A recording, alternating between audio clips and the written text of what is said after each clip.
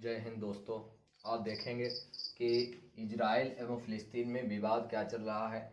ये विवाद बहुत पुराना विवाद है, क्योंकि ये तीन धर्मों से जुड़ा हुआ विवाद है, जिसमें इस्लाम और दूसरा धर्म यहूदी, तीसरा धर्म ईसाई धर्म। ये तीन धर्मों से रिलेटेड है, जो इजराइल का यरूशलेम है। और यहाँ पर ये बहुत पुराना इतिहास है इसका, यहाँ पर विवाद होता ही रहता है। और ये पूरा इजराइल है ये पूरा, और यहाँ पर जेरूसलम है, जेरूसलम यहाँ पर है। और यहाँ पर है वेस्ट बैंक। और यहाँ पर गाजा स्ट्रिप है, गाजा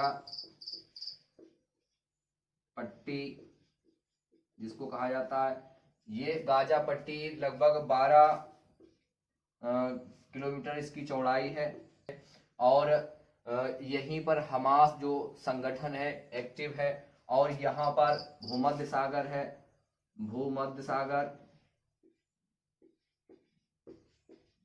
यहाँ पर भूमध्य सागर है। यहाँ पर मिस्र है, और यहाँ पर जॉर्डन है, जॉर्डन यहाँ पर है। और यहाँ पर है इराक,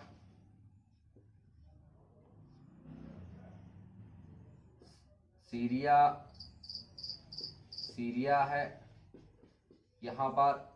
और यहाँ पर लेबनान है,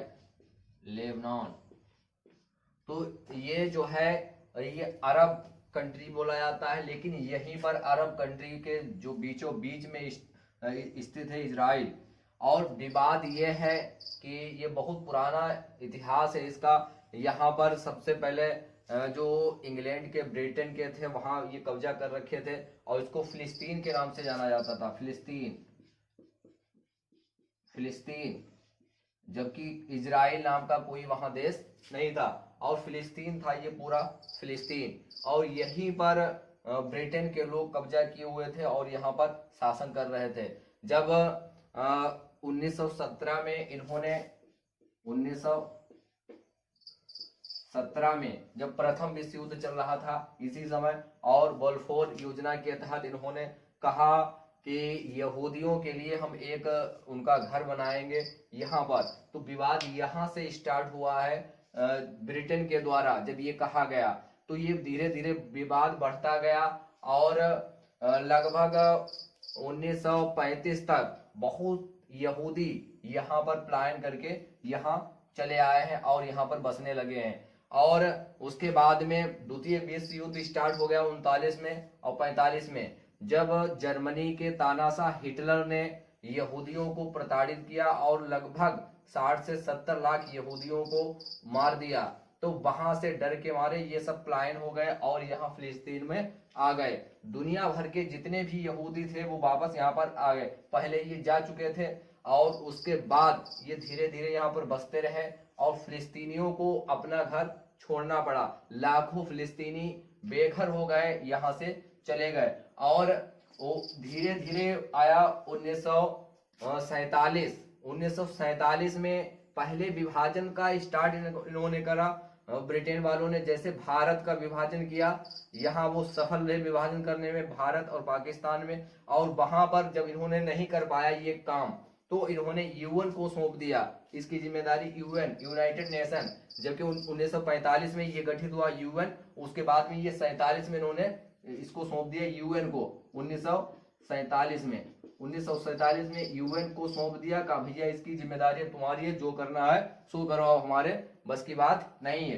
अब यूएन में मामला गया तो उन्होंने दो राष्ट्रों में, टू नेशन थ्योरी दी, और बताया कि इसको दो राष्ट्रों में विभाजित कर दिया जाए, और जिसमें एक इजराइल और दूसरा फिलिस्तीन अरब देश, और एक इजराइल यहूदियों के लिए अलग देश की व्यवस्था करी। 1948 में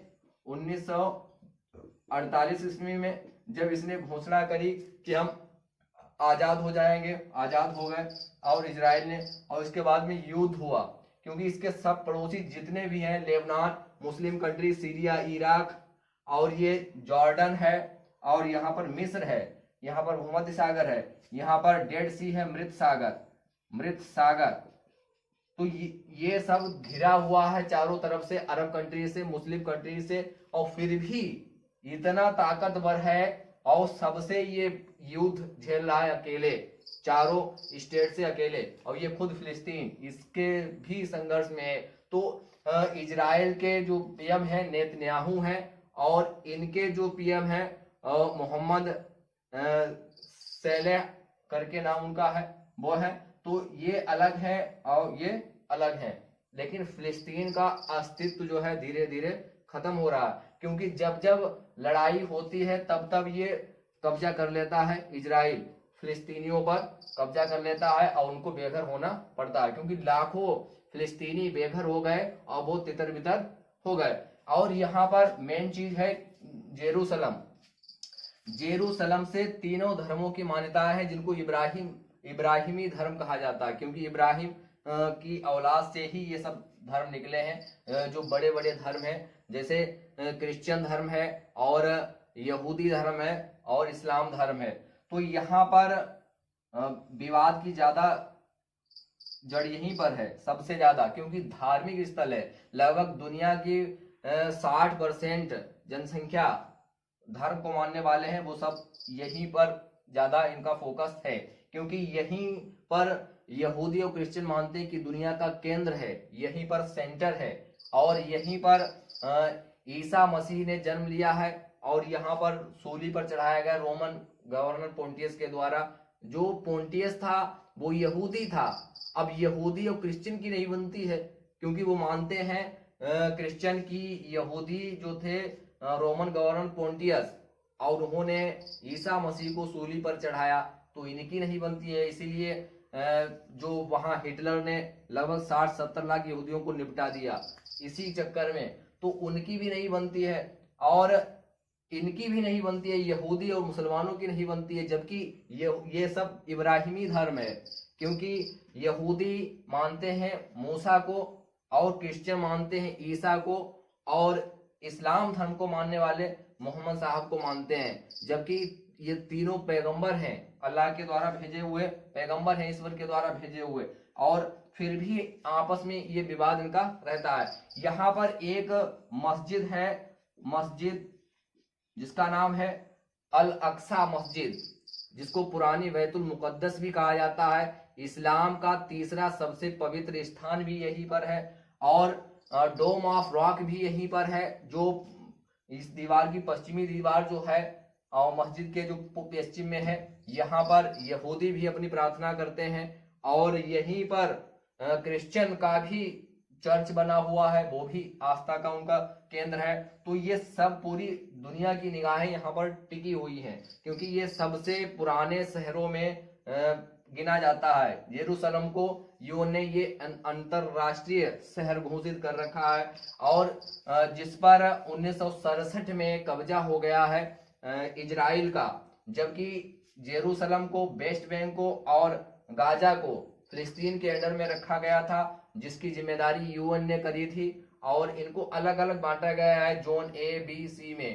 किसी पर कंट्रोल है खुद फिलिस्तीनियों का, और कहीं पर उनका कंट्रोल तो है लेकिन आर्मी रहती है इजराइल की। तो यहाँ पर भी विवाद रहता है कि जेरूसलम में अल अक्सा मस्जिद के बाहर जो आर्मी रहती है वो इजराइल की आर्मी रहती है, और अंदर जो इबादत करते हैं वो मुसलमान इबादत करते हैं। तो कभी कभार ये भी पाया गया है कि वो अंदर जाके वहां फायरिंग कर देते हैं, तब भी तनाव बढ़ जाता है।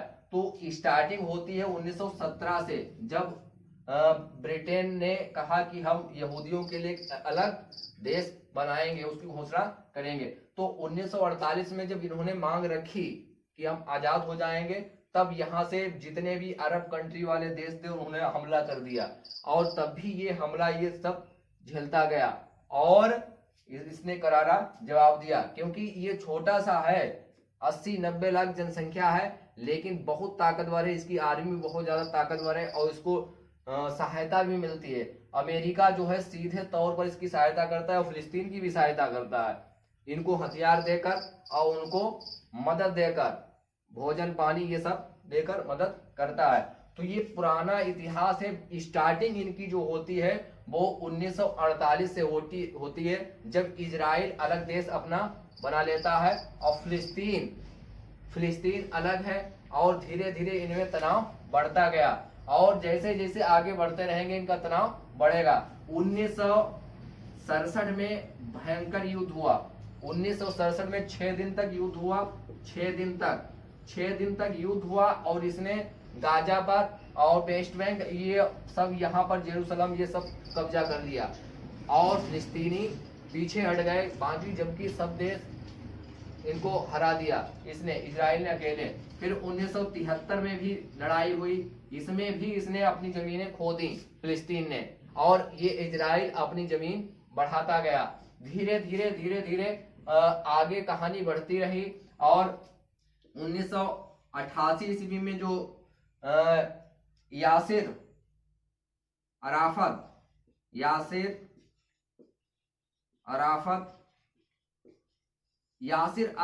ये अस्तित्व में आया 1988 में। इन्होंने शांति का प्रस्ताव रखा और कहा कि हम शांति चाहते हैं और युद्ध पर लगाम लगनी चाहिए और दोनों देश हम लोग तरक्की करेंगे।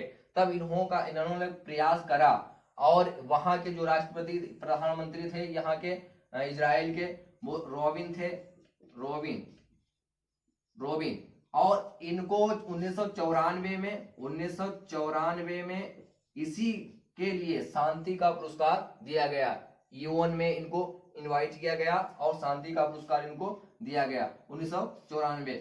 और 1995 में लगभग इनको रॉबिन की हत्या कर दी। एक कट्टर यहूदी ने इनकी हत्या कर दी, क्योंकि शांति ये चाहते थे ये दोनों लोग। और यासिर अराफत ये धीरे धीरे यहाँ पर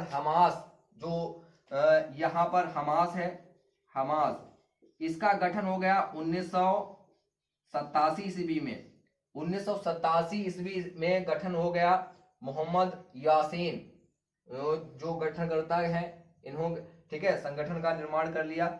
हमास जो एक युद्ध के लिए जाना जाता है, कुछ देश इसको आतंकी संगठन भी कहते हैं, कुछ देश इनका समर्थन भी करते हैं। और रॉबिन और यासिर अराफत ये शांति का नोबेल पुरस्कार पाए हैं, शांति का, 1994 ईस्वी में।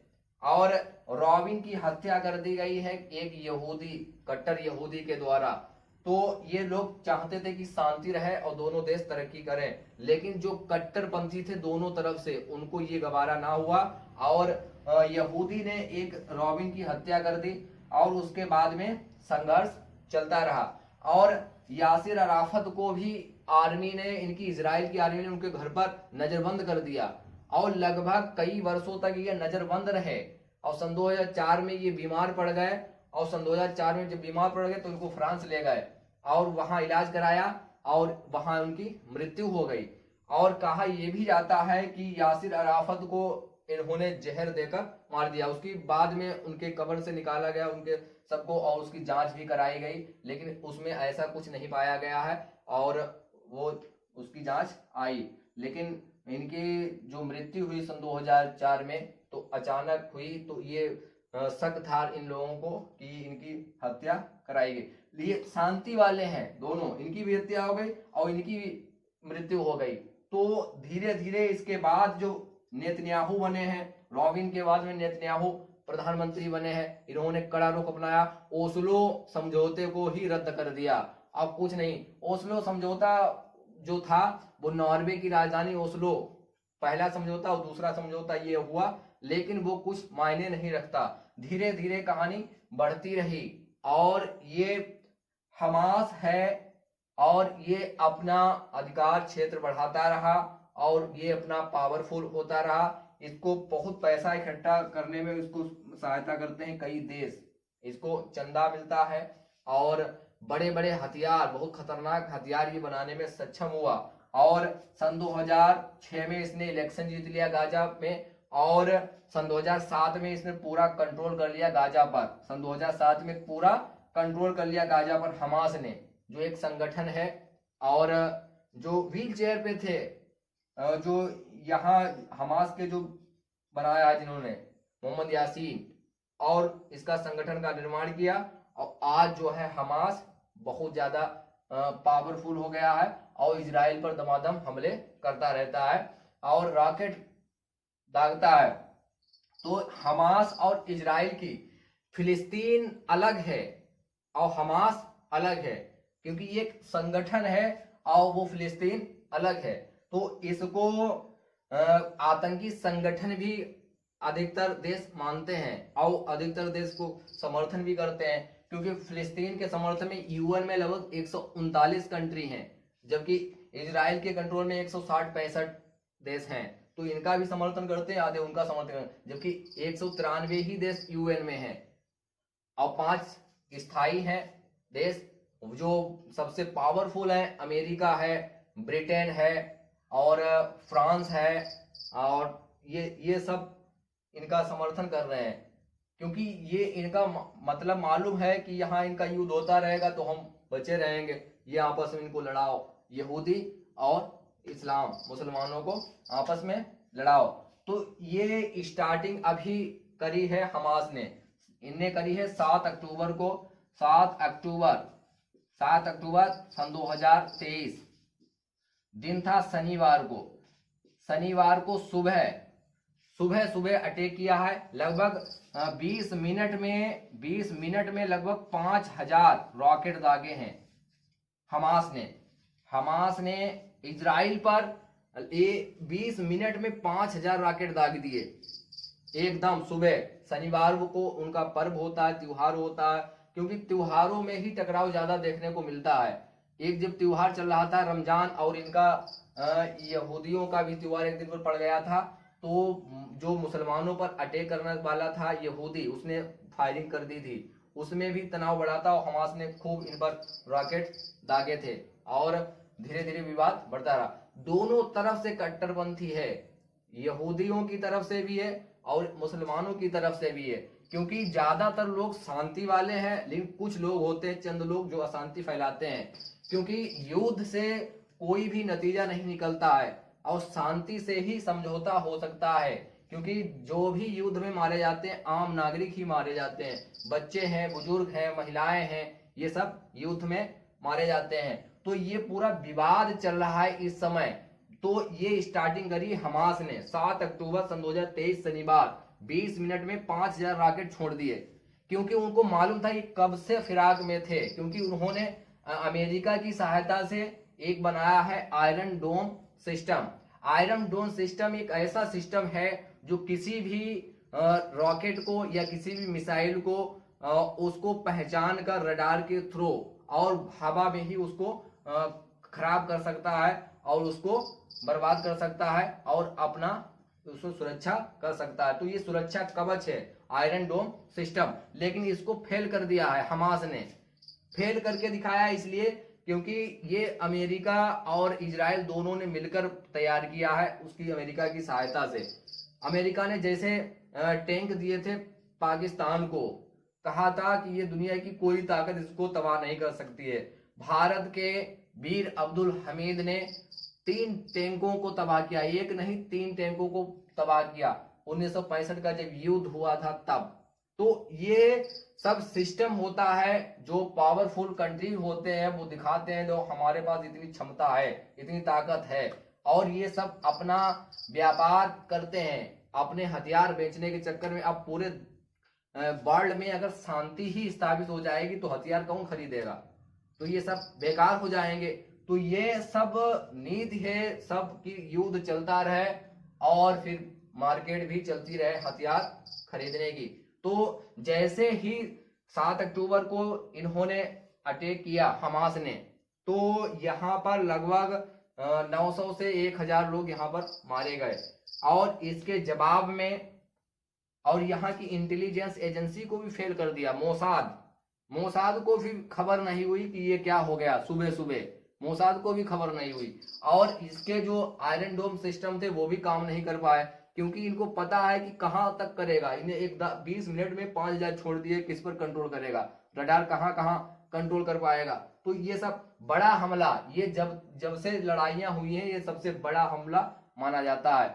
और उसके बाद में इजराइल ने भी जवाब दिया है और उनके अस्पताल को ध्वस्त कर दिया। हमास का जो गाजा में अस्पताल था, गाजा में यहाँ पर अस्पताल था, अस्पताल यहाँ पर अटैक किया है और इसको ध्वस्त कर दिया है। इसमें भी कई हजार लोग मारे गए हैं। तो इसमें मासूम ही, क्योंकि एक नियम होता है युद्ध का, जो युद्ध का नियम ये होता है कि यहाँ पर सैनिक ही आपस में लड़ेंगे, आम नागरिक इसमें नहीं आएगी और इसमें महिलाएं, बुजुर्ग, बच्चे, इनको ना सताया जाए। ये भी दावा किया जा रहा है कि गाजा के जो हमास हैं और इन्होंने कई महिलाओं को, कई बच्चों को, कई बुजुर्गों को बंधक बनाकर रखा है और वीडियो भी जारी कर रहे हैं। और ये नियम का उल्लंघन है, युद्ध के नियमों का उल्लंघन है और ये भी उल्लंघन है। तो यूएन दोनों को मान रहा है कि दोनों ने युद्ध का नियम पालन नहीं किया है और इन्होंने उन नियमों को तोड़ा है यूएन के हिसाब से। तो दोनों के साथ कार्रवाई होगी भविष्य में, जब युद्ध रुकेगा तो इन दोनों पर कार्रवाई हो सकती है। ठीक है, तो ये पूरा इतिहास है।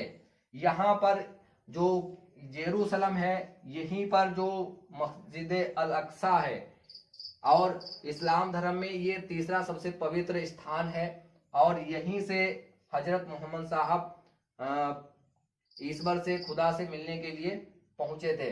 यहीं पर ईसा से और मूसा से भी मुलाकात करी थी। तो ये मानना है, तो ये धर्म के लिहाज से ये सब लड़ाइयां हो रही हैं, क्योंकि यहाँ पर इस्लाम भी अपना दावा ठोकता है और यहूदी भी दावा ठोकते हैं और क्रिश्चियन भी दावा ठोकते हैं। अब फिलिस्तीन भी इसको राजधानी बनाना चाहता है जेरूसलम को, और ये भी जेरूसलम को अपनी राजधानी बनाना चाहता है, जबकि तेल अवीव में इसके सारे कार्यालय स्थित हैं इजराइल के। तेल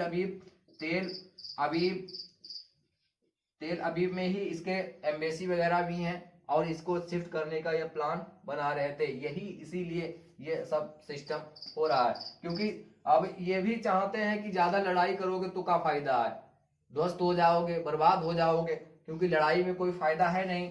शांति रखोगे तो फायदा होगा। जिस देश ने लड़ाइयां करी हैं वो कई साल पीछे चले गए हैं और जिसने लड़ाइयां नहीं करी हैं वो देश तरक्की पर पहुंच गए हैं। और इसमें आम पब्लिक ही सबसे ज्यादा मारी जाती है। लगभग 2000 लोग मारे जा चुके हैं यहाँ पर। तो दोनों तरफ से मारे गए हैं, नुकसान उनका भी हुआ है, नुकसान इनका भी हुआ है। अब चाहे यहूदी हो, चाहे क्रिश्चियन हो, अब चाहे मुसलमान हो, जान तो जान है, किसी की भी जान जाए और आम नागरिक की ही इसमें जाने गई हैं, सैनिक भी इसमें मरे हैं। तो ये पता नहीं कब तक युद्ध चलेगा। और 7 अक्टूबर सन 2023 शनिवार से स्टार्टिंग हुई है। आज 11वां दिन है युद्ध का, तो ये अभी चल रहा है और सभी देर इसमें गाजा पे जो हमास है इसकी सहायता करता है हिजबुल्लाह। ये भी एक शिया संगठन है, इसके समर्थक बहुत ज्यादा देश हैं, इसकी समर्थन ज्यादा करते हैं। ईरान है, वहां से भी धमकी मिल जाती है। इराक है, सीरिया है, लेबनान है, इधर जॉर्डन है, जॉर्डन से भी हो जाता है। तो यहाँ सब जितने भी देश हैं वो सब अरब कंट्रीज हैं, केवल इजराइल ही यहाँ पर अकेला है। तो इनके जो सिस्टम है उनको ये चोट पहुंचाई है और मोसाद जो इंटेलिजेंस एजेंसी है उसको भी फेल करके इन्होंने रख दिया है। तो ये पूरा गंभीर मामला चल रहा है। तो पुराना इतिहास इजराइल एवं फिलिस्तीन में विवाद की जड़ यही है। यही जो जेरूसलम है, यहाँ पर लगभग मस्जिद अल अक्सा में 35 एकड़ जमीन है, वहां पूरा विवाद हो रखा है। सबसे ज्यादा लड़ाइयां होती हैं यहीं पर। यहाँ पर जो टेम्पल है, मस्जिद है और ये धार्मिक जगह है।